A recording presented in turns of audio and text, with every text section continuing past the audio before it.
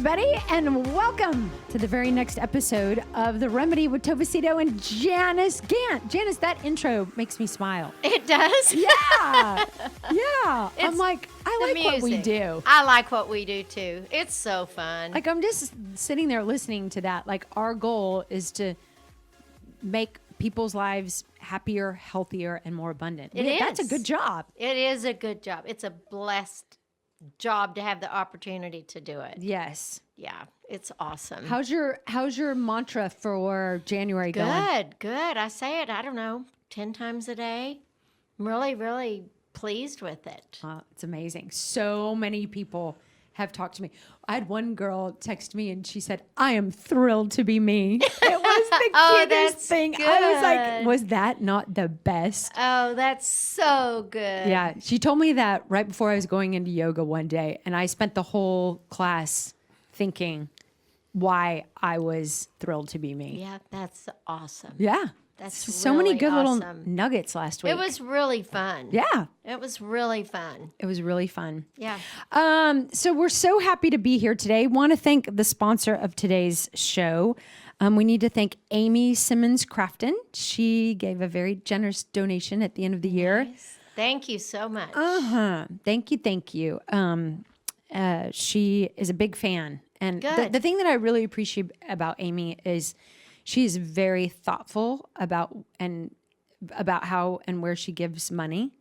And that's so nice. yeah. And so, she doesn't just write a check because I'm her buddy. Yeah. Like, it has to be something that she really believes in. And I just, when I got the Venmo, I was like, that is so nice. That's so nice. Yeah. Isn't it humbling? Yes. I'm always kind of shocked Yeah. when somebody, because I listen to it, as soon as it comes up, like the next day or something, and I'll kind of laugh and think it was so fun and I liked it, and then if somebody says, "Oh my gosh, that was so great. I have a really good friend in Little Rock, Arkansas that we're going to pray for today. She had a terrible accident, but she's healing fine." And but the other day I talked with her, and she said, "I listened to The Remedy, and it kind of gets me through the day." Oh, and I was like, when people "Oh my, say that's that, I'm so humbled by it." Yeah.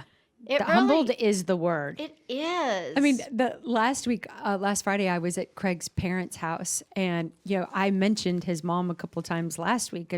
She's just peaceful, and she just has so many qualities that I hope to really emulate at some point in my life. But she was like, when you said my name, and I was like, I don't know. I'm like you. I'm like, you listen? Like, I can't believe people actually listen to this. I know. It really is humbling. It is very humbling. Yeah. I feel very grateful. And Kev, you sent the sweetest text this last week. Like, I feel so grateful that, like, don't tell people I say stuff like that. I'm going to read the text. That was spoken in confidence. I'm going to read the sappy text that you sent us. Not me. After saying Tova and I were having a love fest. Yeah, I did say that. You did say that. It was a love fest. I'll spare y'all the sappy text, but Kevin sent like this really sweet text that just talked about how we're all so lucky. Well, you guys mean a lot to me. Well, you do mean to a lot to us. Yes. And Kevin has new teeth. I do. So handsome. Oh. Feels weird. I mean. Looks amazing. It looks Our J. Crew model is doesn't quite look like me. Yeah. Yes, it does. I hope you don't stop doing this and get out there and be like walking the runway. I think you guys are safe. Yeah, no, I don't know that we're safe. Too sexy for my job. Too sexy for my job. It really does look good. Well, thank you. Yeah, Happy New Year to you, right? Yeah. Happy New Year, Merry Christmas. They look amazing. Yeah, they really do. Makes me want to get new teeth. It's funny. My mom actually is paying for it. So I went to the appointment the other day, and she's like, as usual, just put it on your card, and I'll sell you. And I'm like, all right. And then I got out there, and they told me how much it was. And I'm like, I have an $8,000 limit on my card, so I cannot put that on there. I had to call and be like, Mom, will you give them your card? Because I can't even front this much. Yeah, the new teeth are not cheap. I had no idea. Yeah. Oh, Yeah. they are not cheap. Uh-uh. Well, they look do look. like they're so worth whatever they good. cost. They look amazing. Yeah. Yeah, good job. I wonder if I could have just had the cash equivalent. That would have been. No. Come on. Now you Just kidding. It's you know what? Your teeth, like I'm a real teeth person, and I never noticed that. I never once thought, God, why doesn't he get his teeth fixed? But like now that I see you, like you have beautiful teeth, but like you can't have janky teeth. You didn't have Yeah. janky teeth. I thought so. But well, you had a lot more. You were way more torqued up about it than anybody else was. But I think that like your teeth matter so I agree. much. But before I They sent can you guys totally that picture, change your entire look. you'd never seen me without like these two, like I had those two fake ones. You'd never seen me with those taken out before. So that's when they would look really that before and after pic I sent you. That's when you can really tell is when I had the falsies out. Like when I was in Mexico and I popped Yeah, my front veneer yeah, off. just exactly like that. It was just, there was a nub that was like, I don't know, like, I don't even know how tiny. And we were at dinner and I took a bite of bread and my veneer flew across the room. And my friend Vicky said to me, I can't stay here with you if you don't get that fixed, because it was it was my very front tooth. Yeah. Good thing you found it. I know, such a good thing, and found a good, really good dentist in San Miguel, which was all That's a miracle. a miracle. Not that I have some crazy nightmare stories about that little retainer I had with my fake teeth on it. Once I was like 16 and my parents had this party for New Year's and I was sneaking in the liquor cabinet and I got really hammered and I threw up my teeth and flushed them down the toilet. serves you right. Yep. And then that was like right before, the new semester starts for school. So that was like my punishment. I had to go 10 days before I got my, because it took 10 days to get like the lab to you make had me to a new go to teeth. school without your teeth. Mm-hmm. You threw it up and flushed it down the commode. That's what we figured because we couldn't figure out what happened to them. They disappeared. Did you black out? You didn't even know? No, I don't remember it happening. They were just gone. One time when I was Do you in high remember school, barfing? Kind of. That means no. Oh my God. when I was 16, my friends and I went out and we were drinking rum and Coke. Just the thought of it now just makes me sick. And I had hard contacts. And so when they would get something in them, I would take one out and put it in my mouth and then wet it and then put it in my eye. So I said, oh my gosh, my eye, stop. And so I went in front of the car and sat in front of the light and took my contact out and put it in my mouth and then swallowed it. Whoops. I'm like, wait, did I take it out? And my friends were staring in my eye. My next story that I was going to mention, I also swallowed a tooth once. It came off the bracket of my braces, but it still fit in the space, so I was always popping it in and out with my tongue. And one day I just went, swallowed it. Oh, Did God, the tooth y'all fairy have some come? stories. No. Did the tooth fairy come? It doesn't come if you swallow it. I was probably 15 then. Doesn't Yeah. it for sure doesn't come if you swallow Yeah. it after you've been drinking. The tooth fairy doesn't Illegally. want to figure out how to get those back. Exactly. That's right. Well, you look amazing. Well, I know thanks. you really do. Yeah. And he's still dressing sharp. Yeah, that was a new goal of yours, right? Let's get back. Yeah. Well, it's working. working. Your whole look is really working. I felt Kev. I was most productive at jobs where I had to dress up every day. So, I had a client and then when I last went into business for myself, I'm like, God, I want to wear whatever the hell I want. And then I think it makes you a little, I don't know, It not as does. disciplined. feel a little better. I had a client last week that said, will you please send me a picture of Kevin? Dying to know what he looks like. I'll Well, take definitely send one after. I'll take a picture a new one. of y'all before you leave today. I sent her the one of me and you and Kevin at At Blair's. Blair's place? Yeah. Uh-huh. That's a great picture. She texted back and said, he is so cute. You are. My You buddy's, look cute. I was actually a groomsman at his wedding. He sent me a picture and he said, my wife listens to these two all the time. And it was like me with you. He's like, you know them? And I'm like, yeah, I know them. I'm like, tell your wife that your friend Kevin, who's in your wedding, is the guy that they're hearing on the show. Oh my Oh my gosh. It is a small gosh. world. It is. We need to behave. We need to really It's- step up our game. It's too late. It's too late. I can't be different. can't I'll run, have to can't just- run from who you are. No, I'll just have to be silent. I'll just sit here and nod and just say, I just nodded, shake my head. Janice is now nodding. I cut back on my drinking. That's about as far as my self-improvement goes. Hey, and you're dressing up. Yeah. You really look more positive. Oh, thanks. Feel more positive. Yeah. Yeah. Which is There something. are moments of crankiness. Don't get me wrong. but- Oh, well, we all. But that's what we're talking about today. So well, first of all, back to being humbled and people listening. If you are an avid listener and you love the Remedy. We would love for you to be to consider being a sponsor in 2021. Every week we have to pay Kevin. I mean, he's cute, but he's not cheap Or free. or free. I'm very reasonable though. You are very You are reasonable for very what you do. reasonable. But if you are interested in being a sponsor of the Remedy, we would love it. You can Venmo at Tova-Cito. Or you can go to tovacito.com, click on the Remedy, and click on make a contribution. And we would just really, really, really appreciate it. So I texted Janice and Kevin, and yesterday I was meeting with a precious young girl who was just feeling a little overwhelmed at just what's going on in the world. And yeah, she was talking about how she was so excited for the calendar to change. She was really anticipating in a very hopeful way for 2021. Calendar turns, and 5 days later, people are storming the Capitol. Yep. People are dying. Numbers of COVID are going up. I mean, I looked at every day so that I sort of know what's going on in the world, so I don't sound like a total idiot I'm at going dinner to put parties. my fingers in my ear and sing Mary Had a Little Lamb so I don't hear it. So you don't have to hear what's going No, on I in the don't world. want to know. Well, my dear friend Mary Catherine. She's very informed. She's very intellectual. She's very smart. She reads the paper. She knows what's going on in the world. And I was telling her, I, like you, would just rather not know. I don't watch the news. I don't read the paper. And she was like, okay, I'm just going to encourage you to get the 5 things. Like, you get a report every day of like the 5 most important things happening in the world, because I mean, it is true. Like, I'm at a dinner party and people are talking about China, and I'm like, huh? Who? Me too. Where? Me too, but I don't care. Wait, Do you it's care? it's election year? Like, I don't care. I really don't. and the truth is, I really don't care. But she encouraged me to get the 5 things. And this is just an example of why you and I don't want to get the 5 things. Because here's the top 5 things happening in the news right now. Are you ready, Kev? You ready, Janice? Not really. Over 2 million people in the U.S. have been affected with coronavirus since the beginning of the new year.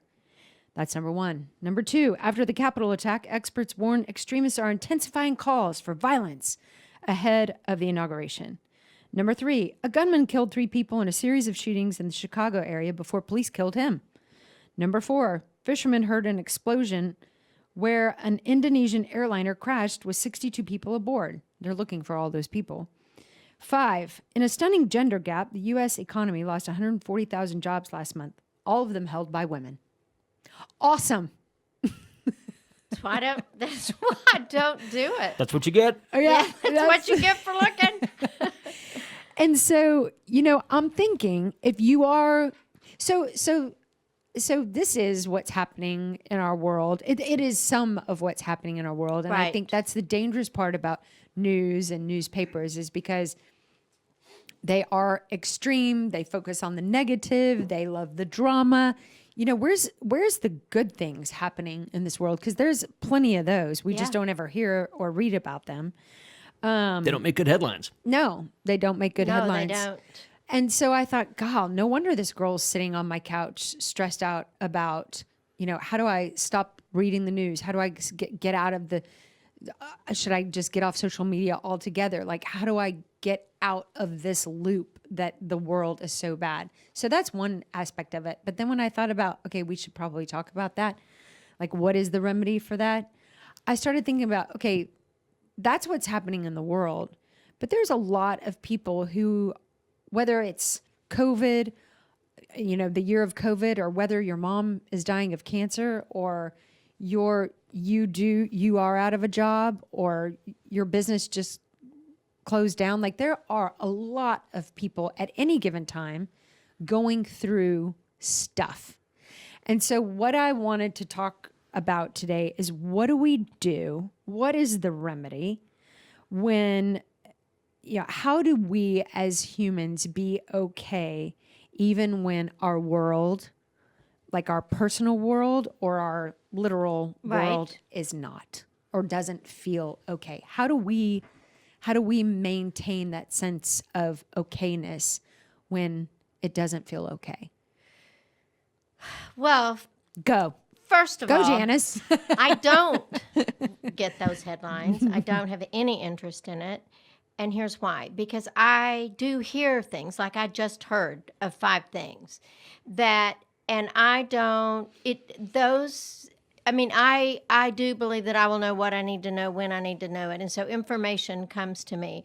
And it's not that I am trying to avoid living in the truth. It is that I don't want to entertain all of that in my brain. I do it for brain health. I don't do it for avoidance. And so That's a really good point. yeah, and it is because when we intubate our brains with negativity, our neurotransmitters change, our synapses stop firing as rapidly, and then when all of that happens, then people get depressed and all of that stuff. So, I think learning to be okay when the world does not appear to be okay is one thing.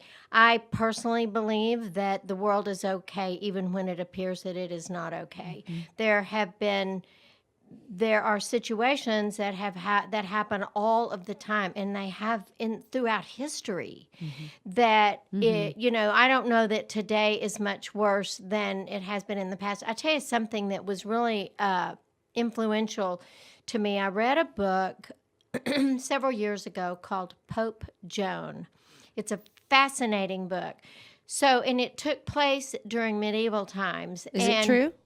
Well, the Catholic Church has said that it is not true, but there have been people who have thought that there was some documentation of this. But basically, the story was about this woman, a young girl. The Catholic Church was roaming the countryside trying to figure out trying to find young men to take to the Vatican so they could study to be priest.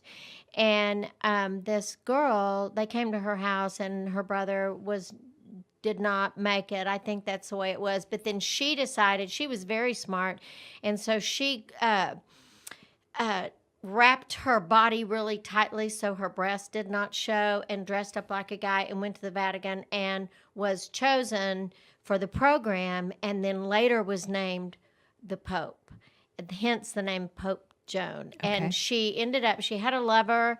I think this is right. She had a lover, and then she ended up getting pregnant, and then she was killed because of this. But anyway, I remember reading that book, and a lot of the book was about all of the tragedies that were happening during that time, diseases that were just atrocious, and Vikings would come and go to the churches and murder everybody in the church. I mean, it was a terribly difficult time in which to live. And the whole time I was reading that book, I was thinking, man, we don't have those problems mm-hmm. like that. Mm-hmm. I mean, and I was also thinking after I got that text from you about the subject, which I think is a really great idea. I was thinking back when the Vietnam War was mm-hmm. going on, and I was in that generation mm-hmm. of, high school guys and college mm-hmm. guys getting, they were going to be in the draft. Yeah, you were high school, weren't you? Yeah, I was high school. Mm-hmm. Yeah. And then, and there was, the number draft. And I mean, it was a very scary time. Mm-hmm. It was very, very, very real. Mm-hmm. So there's, the world, because the world is made up of human beings, there is going to be stuff that happens. Yeah. And so what do we do with it? Some people really do want to know all about it. I don't. Mm-hmm. Do you think it's dangerous for people to know all about it? Well, I don't think that you don't hear those 5 things and feel zippity doo dah. Yeah. And I think people who tend to be awfulizers, which there are a lot of people that will hear something, oh, it's just so awful. It's just so awful. On both sides. I've never heard that word. I like that word. Yeah, to become an awfulizer rather than be like, okay, I understand that that's happening in Washington, and I hate that. Mm-hmm. I feel sad about that. I feel, I understand the people that stormed the Capitol. Mm-hmm. I understand their thinking because people have thoughts and Right. they get carried away with it, But I don't.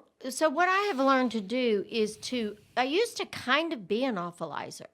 Oh my Really? God, it's awful. It's awful. It's awful. I People. can't even imagine Well, this about you, it's been a Janice. long time Okay, ago. that gives people hope because I would tend to guess that once an awfulizer, always an awfulizer. that would be a very difficult, like people who are victims. Like Yes. some people are great victims. Like Yes. life is always happening to them. Yeah. It's really hard to teach a person who's a really good victim to stop being a victim. Right.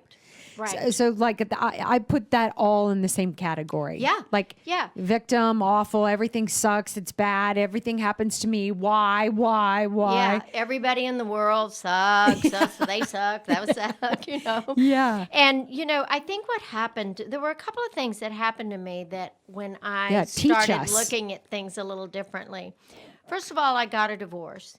And that was. So were you an awfulizer all that like growing up 20s, No, I wasn't so young much. mom? I wasn't really an awfulizer growing up. My father was very involved politically and was always a representative for the Republican convention and the state Republican, and he did a whole lot of political sort of campaigning and that sort of thing. So I did a lot of that too. When Kurt and I were married, I did Carol Hanses, her husband Kent ran for governor, and I did her scheduling and stuff. And so I was politically involved like that. So I was pretty far right with all of that. And then when I got a divorce, because I was raised that God hates divorce, I really struggled with whether or not I was going to be punished for that choice, and thinking that I was not being do quotes, a good Christian, which is kind of insane to me. I don't know what a bad Christian is, or it's so weird. But I was very much connected with that, and I got very, very, very depressed. I think I've talked about that before, and drove around one day and tried to figure out how to kill myself. And so I was an awfulizer. And that was so things just seemed to be so horrible. I couldn't get beyond it. So then went back to graduate school, started going to a 12-step program, which, in the 12-step programs, the very first step is admitted we were powerless over whatever, people, alcohol, drugs, whatever it is. And that really helped me because I learned that even though I may see something, like the rioting in Washington, or the vandalizing in the past several months that we've had around, and thought that I'm powerless over that. But what I'm not powerless is over my attitude about it. And so what I can do is try to put positive energy in the place where there is negative energy. And so I kind of started getting a hold of that and realizing what I was powerless over and what I was not powerless over. That helped me. And then the second step is came to believe that a power greater than ourselves could restore us to sanity, realizing that when I get upset and, oh my gosh, and awfulize about what's happening, then I am not trusting. And then the ability to turn my will and my life over to something bigger than me, which for me is God. So that helped me a lot. Then when I went back to graduate school, I worked with prisoners. And they were the greatest teachers I had ever had in my life. They were all convicted. They had been convicted of drug-related felonies, and they were drug addicts themselves. Men and women? Well, I worked on a 44-man unit, and they came to us from Lou Stehrig. Well, first of all, they went to the hospital and detoxed, and they went to Lou Stehrig, went to the hospital, detoxed, and then came to us, and it was a 6-month program where they lived there. And it was called a therapeutic community, which if you don't know what that is, it's very interesting. They could not, my clientele, so I had a caseload of like 10 men, and my clientele could not even walk up to me and talk to me without signing in for permission. So it's a very, very, very regimented environment. And so I realized that those men who were considered criminals, drug addicts, the low of the lows, sold, Worthless pieces of sold their children's bicycles for, drugs. a dime a crack. And, and I loved those men.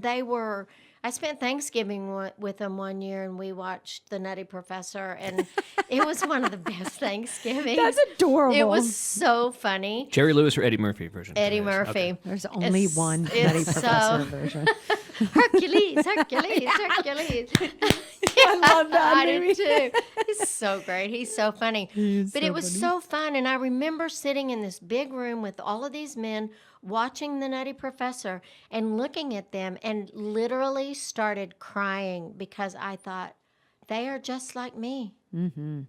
They and all of those men had been either abused when they were young. Yep. Not an excuse, but an explanation. Oh, yeah. And they, There's grew up in reasons. terrible environments and all of that stuff.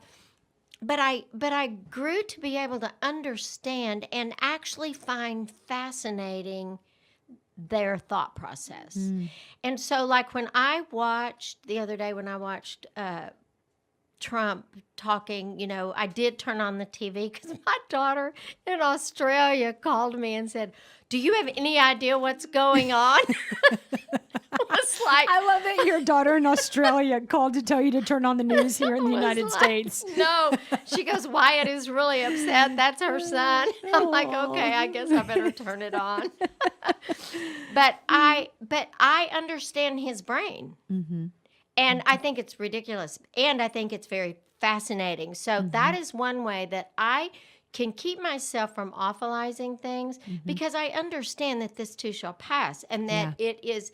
Now, I think that what a lot of us will do, instead of feeling the feelings about the situation, whether it's anger or sadness or fear or shame or,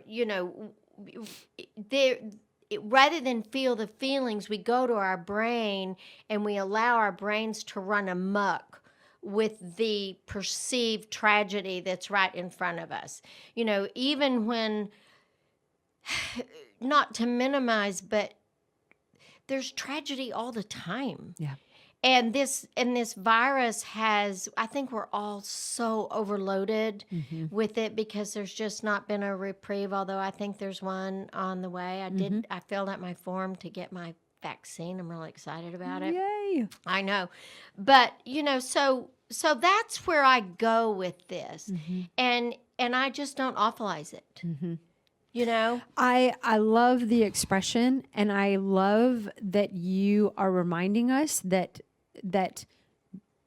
awfulization, that's a choice. Yes. Like when we go down those trails and when we allow those thoughts and to take over, and we go down and we often perpetuate it by.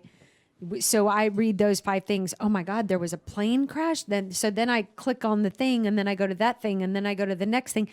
And one thing I think that is really important is whether it's the news or it's gossip or it's wherever we're getting our information, we dramatize. I don't know if that's a word, but like the way the information is shared is often very, very, very dramatic. Right. And often skewed. It has a bent. It has, news channels love for us to be to capture us because then we won't turn it off. That's right. We can't turn it off. So the more dramatic and the more sensationalized and the more emotional it is, the more captivated we become, and the more it becomes part, and so it just keeps taking up more and more space, right, in our thought process and our fears. And I really never read or see anything and then get scared. Yeah. But I know a lot of people do. Yes. So they will read these things and it will create fear. It will make their heart beat faster. They're anxiety goes up and fear sets in. What does this mean to me? What's coming next? This doomness. And so there are people who will listen to this and think, okay, I've just got to get off of, Yeah. I got to stop reading the paper. I've got to stop watching the news. I got to get off Instagram, for social media for a little while, whatever it is, just to clear the brain and create some more positive space. But what about the people who are like, no, I don't, like, how do people who want to be informed and want to feel like they're a part of what's happening in the world because now they know, how do the people who want to know regulate? How do you get that information, hear that information, and not let it create the fear, the worry, the stress, the anxiety? How do they regulate that? Well, I think that you have to recognize it. I mean, when you read those things, you're going to probably feel sadness, and you're going to feel maybe some anger about it, or you're going to feel, I mean, a lot of people struggle with fear. Oh my God. I heard somebody the other day say, oh my gosh, this country is just going to hell in a handbag. And I'm like, no, it isn't. I mean, Of course, I don't allow myself to go into that negativity because there's nothing I can do about it except try to be positive. I think that what we need is compassion. Yeah. And I believe with every fiber of my being, if I hate the haters, then I am them. Yeah, you are. And because hate energy is hate energy. Yeah. So when two wrongs don't make a right. No, when I look at all of that happened and those people that were storming, and I just thought I actually had compassion for them because I think they are deluded into believing that this is the way. That this is the answer. That this is the answer. And violence is never the answer. I don't care how great the cause. Yeah, I 1000% agree with that. Hate is hate. Yeah. And if you're hating a race, or if you're hating a political party, or if you're hating, the people who were Trump supporters, if they're hating the Biden supporters, and the Biden supporters are hating the Trump supporters, it's hate, no matter how it is. And nobody wins with that. Yeah, And if I we agree can with that. step aside and have compassion and think, like I can think about President Trump, and I do know that there were things that he did really well and important while he was in office. And I think that I look at him and think, wow, it would be really difficult being in that brain. Yeah. Because it's so skewed right now. Yeah. And I think that there's, I'm not going to diagnose him because I can't, that would not be okay because I haven't interviewed him. But I think that his behavior is indicative of his mental position, and it's not good. Right. So I feel badly for him. I feel badly for his wife. I feel bad for his children. I feel bad for the families of the people that stormed. I do. I feel badly for the people that actually did it because they are angry. Yeah. And that is a gut-wrenching, eat-you-up feeling. Yeah, it is. One of the best quotes that I heard and that has been really life-changing for me is, and I've said this before on the podcast, is when we begin to understand, then we can truly love. And that quote has really helped me with people who have upset me, with people who've let me down, with people who've been unkind to my children. It would be really easy for me to get on the Black Lives Matter bandwagon and get real angry at things and people, because the police and blah. I mean, I could jump on that all day long. Of course. That does not serve anyone. It doesn't change anything. It's not positive. It's not productive. And, I think that when people have asked me traditionally over the last year, how has that affected me? How does it affect my children? And I talk very honest and open with my children. Like, we are not victims. They are not victims. They are not victims. They are very, very, very black, and they are not victims. And I feel strongly about that. And you know, I am certainly not prejudiced. I think it's really sad when people are. But even, I mean, and this is going to be a crazy thing to say, I have, to your point, I have a tremendous amount of compassion for people who are prejudiced. I do And too. people who have the mind that somehow the color of somebody's skin elevates or Downgrade downgrades somebody. another human being when we have all been created as in the image of God. Well, it's just ignorance. Yeah. It's not, and I don't mean that No, in it a is. demeaning way, No, but it's it's just just true. not true. Yeah, it is ignorant because if I you, don't feel bad for prejudiced people. I do. I Because well, if you knew better, you would know better. That's true. Yeah. And so then you just feel sorry for them. Or it was where they were raised, or it was what their granddaddy said sitting in his rocking chair. And, you know, I mean, It just seems like a mindset from such a less evolved time.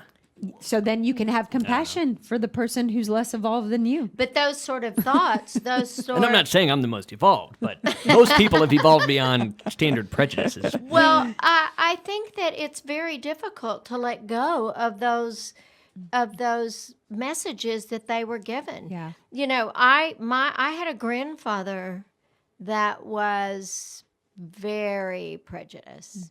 And he was head of this little Baptist church in the town that he lived in, and I mean, he told me, he made statements to me when I was little that I don't dare even repeat. And I, thank goodness, didn't carry those with Yeah. me because of my parents. Yeah. You know, but I remember my mom talking to me about it. I remember sitting in my grandfather's lap and he would make a statement about something and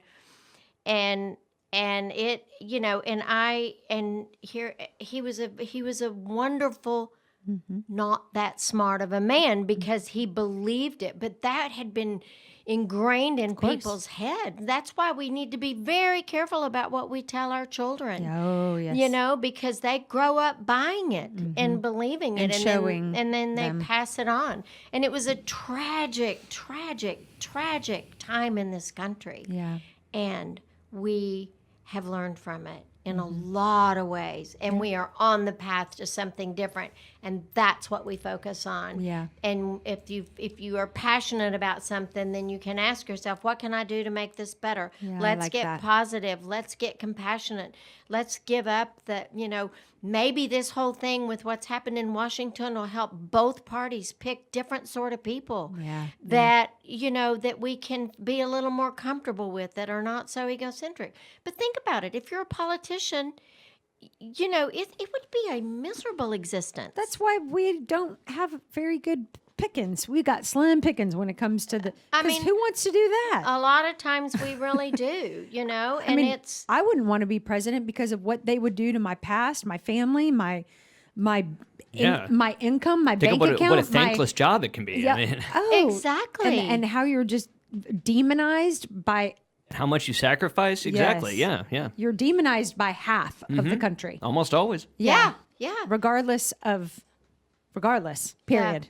Yeah. And so having, I mean, and I know for a lot of people, having compassion for Biden or having compassion for Trump sounds ridiculous, but I do agree so much. And I love that that's what you say is the answer when it comes to reading these things and trying to understand these things and making peace with some of these things. It is finding the compassion side and trying to understand that, you know, God created all of us good. I mean, you've said it 1,000 Yeah. times. There's no bad babies at Presby right now. Never. There's not a bad baby. And somewhere along the way, all of us learn something, hear something, or taught something, listen to something, watch something that mold us. And sometimes those things are really, really positive, and sometimes those things are not positive. That's right. And a lot of those things are not our fault.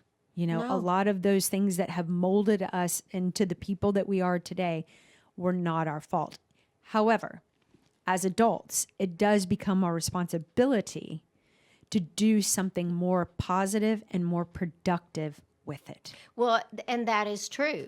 And, you know, I Doesn't think, mean people are going to choose that. well, no. But, you know, when the difference in having compassion for people is that you don't hate. Yeah. You hate the behavior and Yeah. you don't hate the human being. Yeah. And that's what we're called to do. Yeah. It's called compassion with love. Yeah. And that's what we're called to do, is love everybody, even though their behavior essentially, and that's where when I worked with those guys out at that treatment center, you know, I had pedophiles, I had people that had been horrible to their families and everything. And my boss was a 7-foot tall man who had been a member of the Black Panthers back in the day, and his name was Craig Ross. God, I loved Craig Ross. He had gotten sober and was just the greatest guy. And I mean, he loved those prisoners. He was tough as nails, but he kept saying, you know, he'd say, "They're people just like you. Yeah. You may live They in are. that neighborhood that you live in, but they are exactly like you. And in order exactly for right. you to reach them, you have got to accept that." Yeah. And it was a tremendous gift for me. Yeah. You know, because every single one of the pedophiles that I had as clients had been sexually abused themselves. You know, so the ability to hate the behavior and not hate the individual, because that hate energy, it is toxic. I don't care how self-righteous it appears. You know what's so funny about that hate is that is a prison in and of itself. It is. You know, there's a lot more prisoners in this world that aren't in orange suits and in, you know, behind bars. There are prisoners that live in 75205 and 75225 that live in mansions on Beverly. You know, they are in their own hell, their own prison, because of their mindsets, their anxiety, their fears, their stress, just the worlds we create, and the hate that we hate. Yeah. And you know, I did prison ministry a few years back too, and learning that they were just like me was also one of the greatest lessons that I think everybody should do prison. Yeah. It was. Go spend time with prisoners. Yeah. It will open your eyes Yeah. to a different way. It really was something. And I think that we can differentiate between the behavior and understanding that a lot of the behaviors that people actually participate in come from conditioning. And it will help us be a little more sensitive to them, and also very mindful of what we're saying in front of our children and what we're modeling for our children. Yep. You know, but and I don't think, it's not so much what I was thinking this morning about the world. It's not so much what's happening in the world, but what we tell ourselves about what's happening in the world. And there is, you know, the captain's on the bridge. Yeah. Yeah. You know, and I might read that again before we close, just I think because that's I a great believe idea. it so strongly. Yeah, me too. And that we look at it when it appears to be the worst thing that could possibly happen. It doesn't end up exactly being just like that. Yeah. And that's why I think that's step 2 in recovery. And I think we're all in recovery. I think we're all Oh, we are recovering from something. from something and from something or someone. Right. And I think that reminder that when we invest and trust a higher power, for me that's God. For me that's my faith. I trust completely.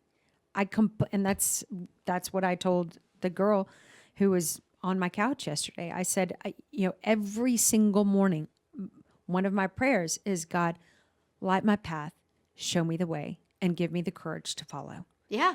And because that is my intention and that is my prayer, that's what I do. And so I can also go to bed at night and say thank you, because I know that because that was my prayer and that was my intention, and I have a God and it's not me, that I can trust that whatever happened from the 6 a.m. to 10 p.m., I trust it. Yeah, and you can, one of the things that I learned also is to wake up in the morning and say whatever, and at the end of the day say, oh well. Oh, I love was that. just You've said that kind to of me before, the and I bookends. absolutely love The it. bookends for the day. Yeah, It's really good. And the I love that. I think part Whatever. of for me well. it's pretty easy for me right now. I think some of that has to do with age. I was thinking this morning that I because fear is what drives a lot of these behaviors. Oh, yeah. Well, most of underneath anger is fear. Right? And so, and I was thinking this morning, I thought, there's not one thing in the world I'm afraid of. I'm not afraid of getting sick. I'm not afraid of dying. I'm not afraid of running out of money. I'm not afraid of my children being okay. I'm not afraid anymore. And I'm not either. I'm not afraid of one thing. Yeah, me neither. It's the most amazing thing. I'm not afraid of Corona. I'm not afraid of the election. I'm not afraid of who's our president. I'm not afraid of choices my children make. I'm not. Fear is not a motivator in my life. Yeah, me neither. What a blessing, huh? Yes. One of my dear friends, I had lunch with her the other day, and she talked about how in 2021 or 2020, her word, a lot of people pick one word for the year, and her word last year was freedom. She just wanted to be free. And that was her intention, and that was her desire, and that was her mantra. And she said in the year, she felt, but because that was her intention, she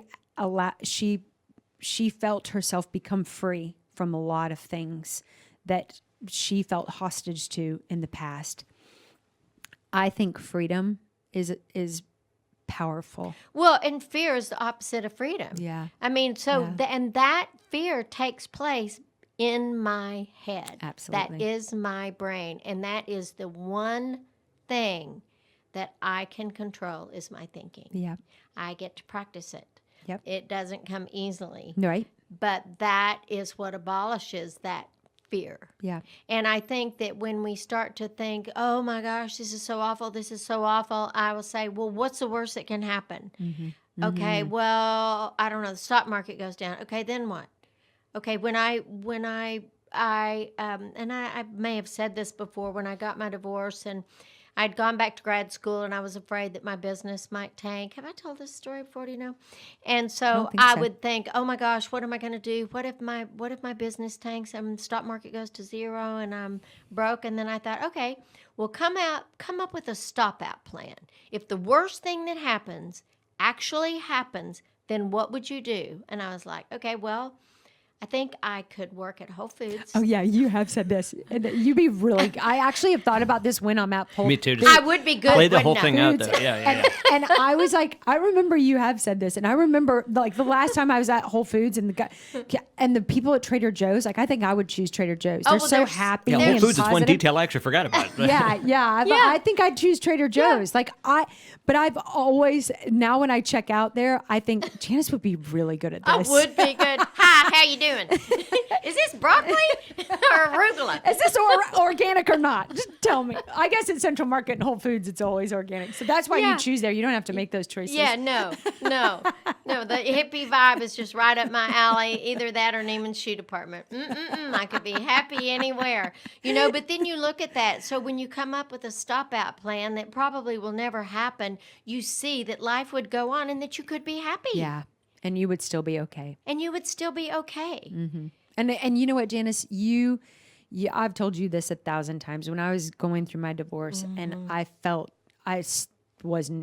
did not feel okay. I know. I did not feel okay. And every time I walked out of your office and I was reminded that I was okay. Some people, and I bet some people listening have tears rolling down their face thinking, is it really okay? And Janice and I are here to tell you it is. It is okay. It is okay. It's not only okay, it's good. Yeah.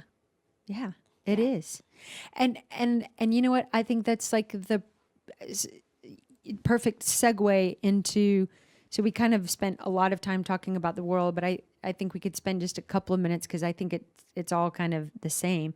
If you're going through something personal, and you know, if your world, your little world feels like it's crumbling, whether it's your marriage or a wayward child or your finances, Disease. yes, or you're sick, or somebody you love is sick, you know, it can feel really heavy. The sunniest days can still feel cloudy and heavy, and Absolutely. and all of those same things that we just talked about, I think are applicable and I think the first thing that you can do is have compassion for yourself. Yes, and allow yourself to have those feelings. If you need to lie down on the floor in the fetal position, I did it several times during my divorce and cried like a Oh yeah. baby. Oh yeah. Oh yeah. And get those and allow yourself to have those feelings. And stop Fear. apologizing for being sad, and stop Yes. apologizing for crying. Yes. Like Yes. cry. It's Allow sad. yourself. It is sad. And it is scary because it's different. Whatever it is. Whatever it is. And yet ultimately, how far we allow that thing to take over exists between our two ears.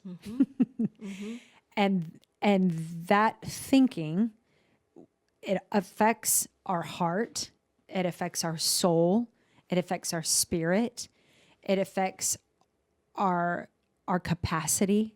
Your body, Yes. Your body big time. big time. Yes. And so it is a practice of compassion. It's a practice of breathing. It's a practice of reminding yourself that it will pass. It's not going to be forever. And you can't believe it when you're in it. No.